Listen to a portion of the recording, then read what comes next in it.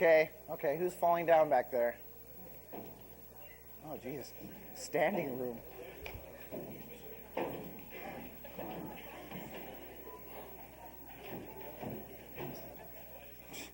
I'm having trouble remembering my own.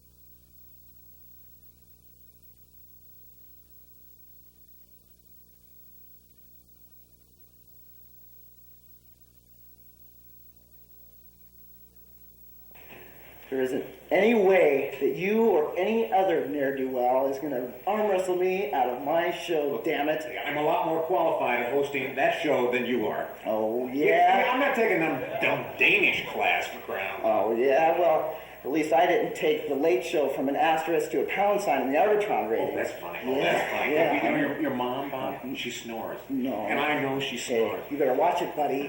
You better watch it, buddy, because last week on the show I beat the hell out of a fan for something like that. Oh, you beat the hell out of a fan. Then you resorted to some milking chicken joke. Oh, yes. What kind of a joke is that? You're doing farm humor now? Look, Yeah. I can come with props, Bob. I can come with props here. Props? Yeah. Yeah, you need props to get your hair up in the morning. Come on!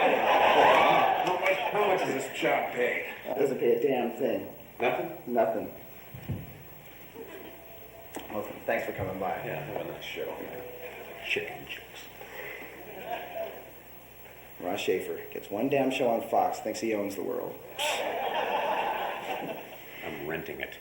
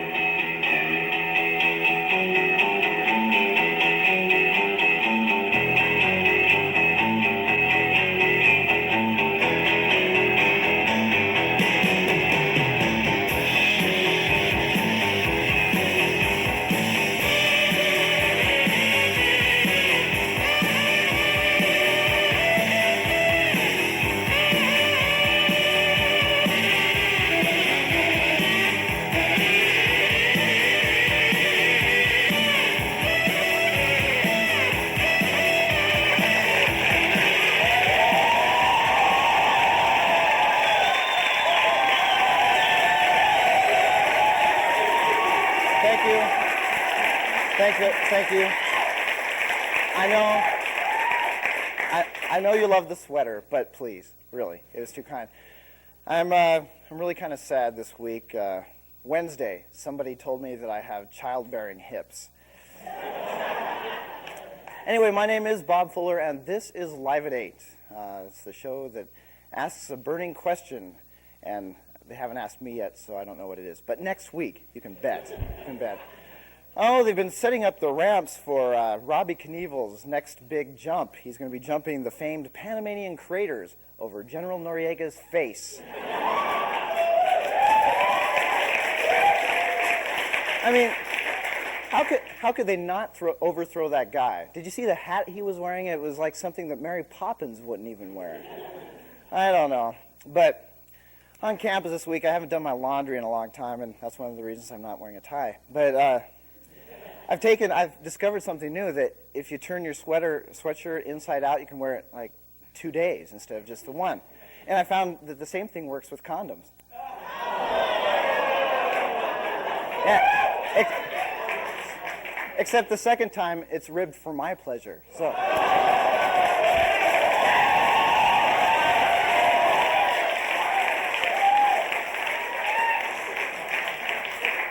Oh, there's a radio station here in Pullman. It's done a rip-off of something that I'm sure you've seen on the Fox network. Have you seen Totally Hidden Video? Well, that's why the Fox network's doing so well. But they're doing something called Totally Hidden Radio, and it involves a lot of microphones in bathroom situations. I guess their first week they're going to one of the fraternities here after a night of partying. And it's a lot of weird sounds. Also, Zsa Zsa was put to death this week.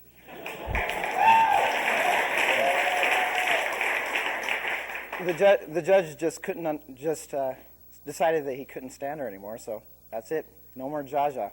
Of course, that means that they can't do any more remakes of The Love Boat, so that's something I think we can do. I was jogging through Central Park earlier today. We're in Pullman. Okay, you get the idea. I was jogging through Central Park, and this guy jumped out from behind the bushes, and he chased me down, and it turned out that I was being knocked down by Abe Vigoda, and then, from Barney Miller, and his little friend Spanky held me down while Abe Vigoda had his way with me. Oh, I ended up waking up in a puddle of my own filth. It was disgusting. They had taken my wallet. I can do without the money and credit cards, but where in the hell am I going to get an autographed picture of Gabe Kaplan? Oh, I run a lot. Earlier last week, I was running by the Cattle Reproduction Center here on campus.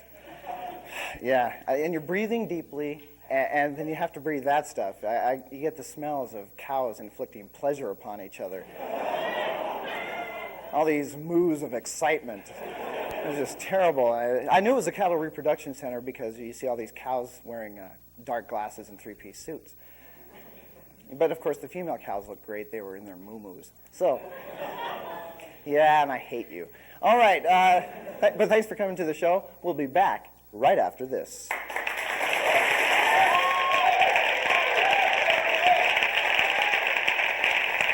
So here's this guy, a world-famous game show host.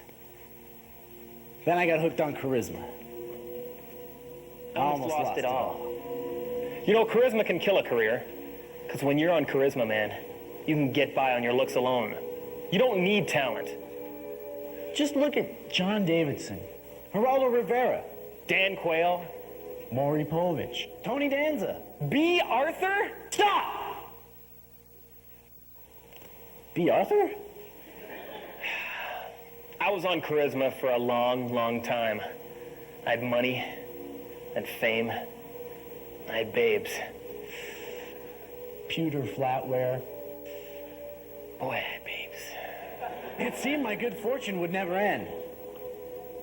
Then one night, my hair freaked out. It just wouldn't fall into place. I thought I lost it all. Anyone that tells you charisma's not addictive, they lie. Dick Clark, man, it could happen to you, okay? Jump on the George Bush bandwagon. Say no to charisma.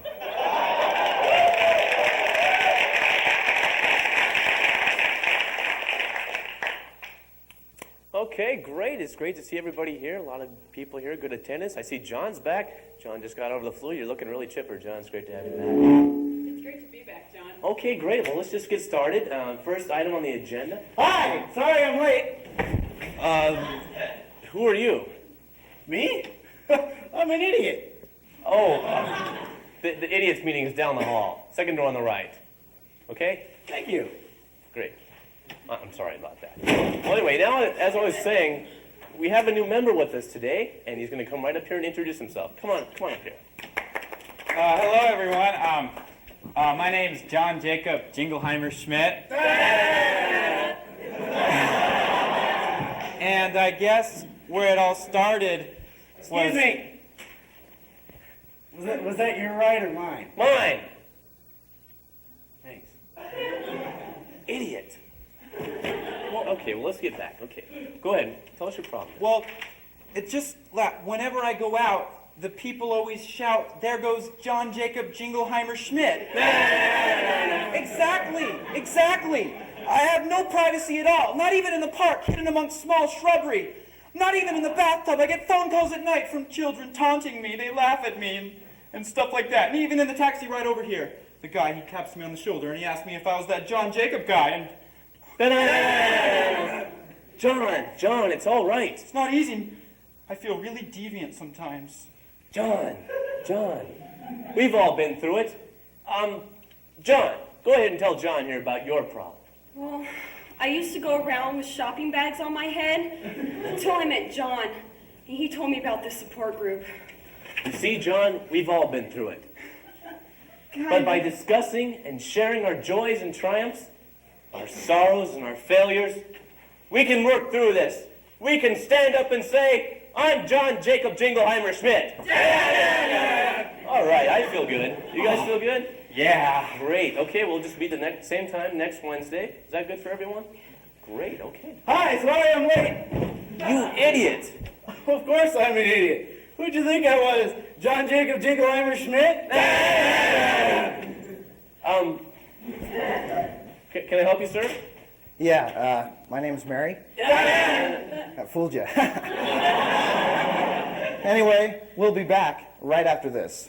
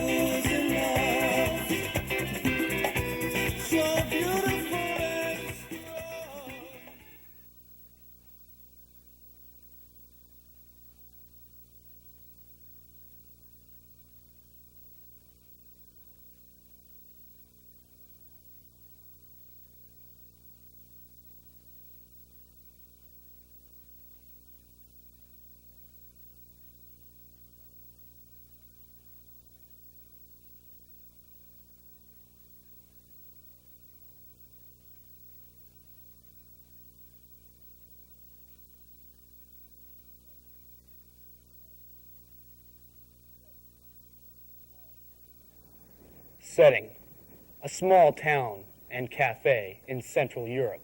It is a late Sunday afternoon, and the local socialists are just recovering from their hangovers of the night prior. Two pseudo-intellectuals sit in the foreground, but this is of no consequence, for they are two amongst the many in Shantytown, land of misconception.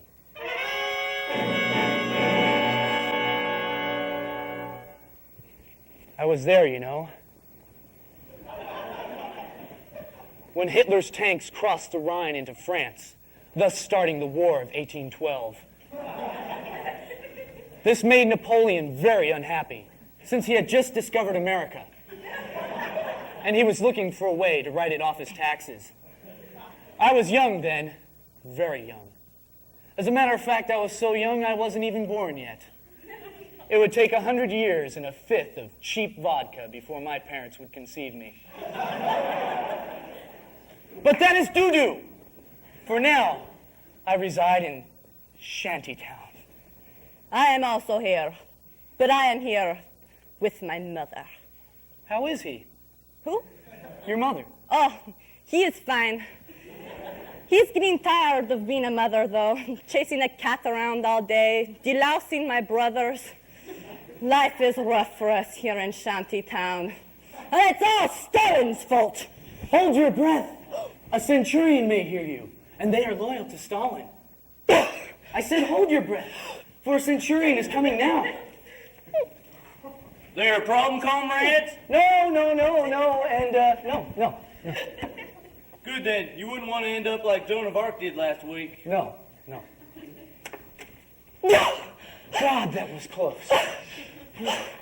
Yurst, would you like a back rub? Oh, Eddie, I love your back rubs. Good. I won't give you one then. Oh, you know what would be good right now? A nice Cuban cigar. Yes, but they're so hard to get a hold of now that the Ayatollah took over. You know, Eddie, I've been thinking, our conversation, it has no meaning. Anybody who would be passing by or happen to be watching us would be very, very confused by now. The wrong camera. You're right, Yurst. These are dangerous times. We must act casual. What are you doing? You said to act casual. Stop. Sit down. Let me touch you again. Ooh, that feels good. No.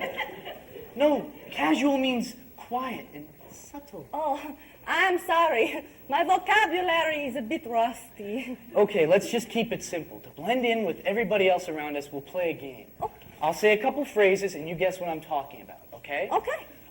His wife wears a lot of makeup. He steals money from the poor, and he just loves to nail bimbos.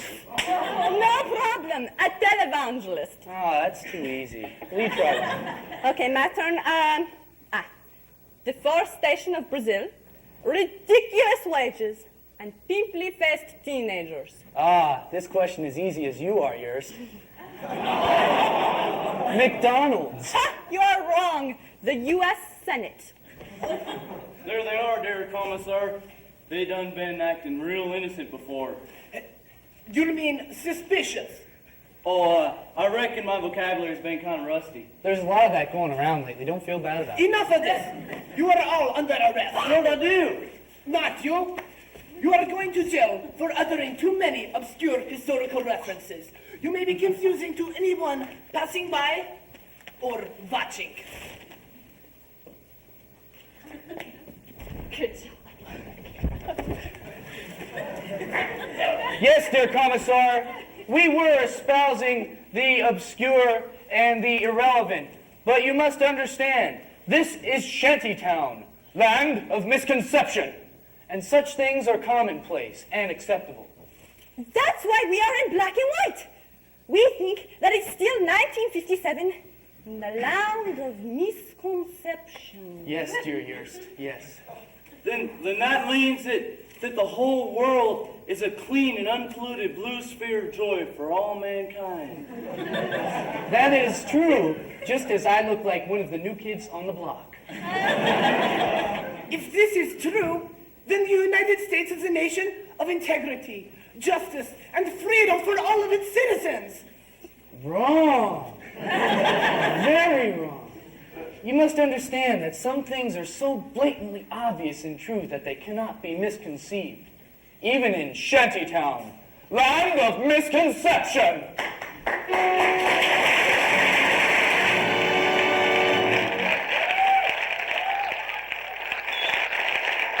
Live at 8, the power broker of the Palouse is bringing you an exciting fall season that will knock your socks off and rake up the leaves in the front yard.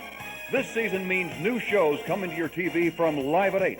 New shows like The Doll Guy,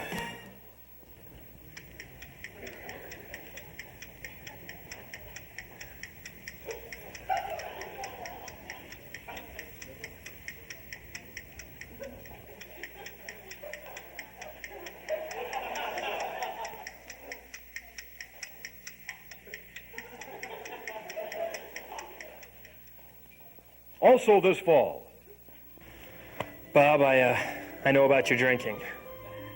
I want to help. a very special Live at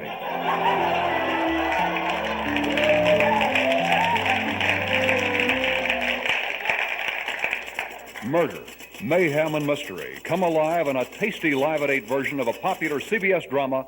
We call it Bacon, She Wrote. Also this fall, Bob, I think it's time the public knew about our child. Or potential child. another very special Live at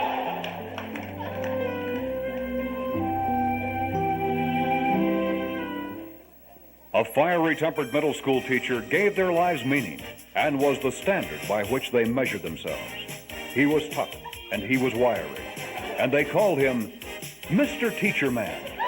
And up until the 5th century BC, the Egyptians were using Melba toast as a building material, but then they discovered rocks. Mr. Teacher Man.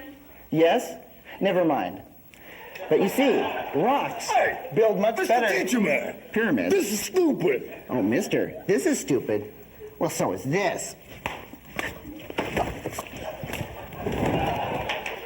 Anybody else with a comment? All right.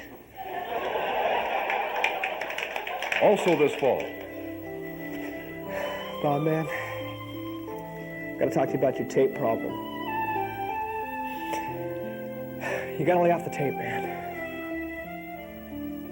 another very special Live at 8. Not quite as special as the first one, but a skunks more special than the pregnancy episode. The networks wouldn't touch it, but Live at 8 has their grubby mitts all over it. This fall, Patrick Swayze, Jennifer Grey, Dirty Dancing,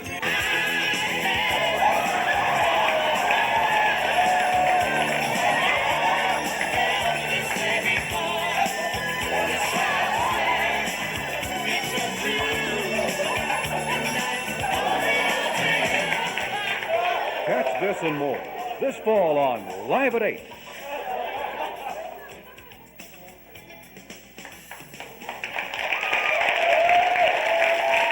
Coming up next on Live at 8 after the break, Mr. Anchovy, the worst man in show business.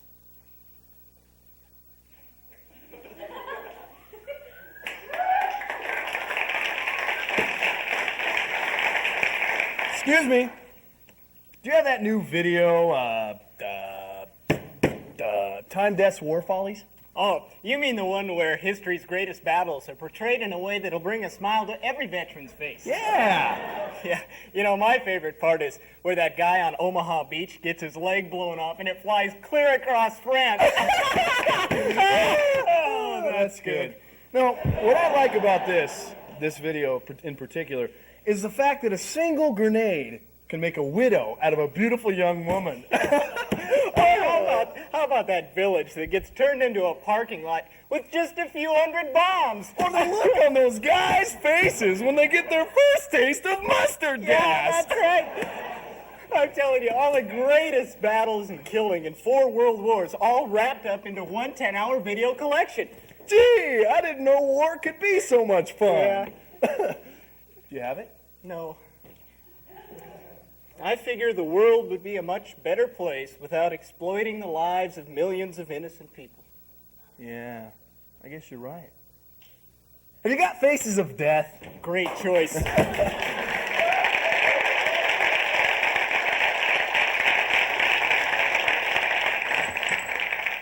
What do you want, Felix? Want to go walksies? Okay. That damn cat thinks he's going for a walk. Well, not after this shower with Doze. Doze is a part of you. It lathers you up and makes you kind of tired. Yes, that's right. Just one shower using Doze Beauty Rest Bar with special ingredient Narcotic 13 will make you dead to the world. That damn cat can jump on my face all he wants. I ain't getting up for nothing after that shower. But wait! Now Doze is a glistening drop of Retsin! Now not only are you fast asleep, but you're covered with a thick, oily coating! Wow! Doze soap. The soap that makes you kinda tired and sleepy and stuff.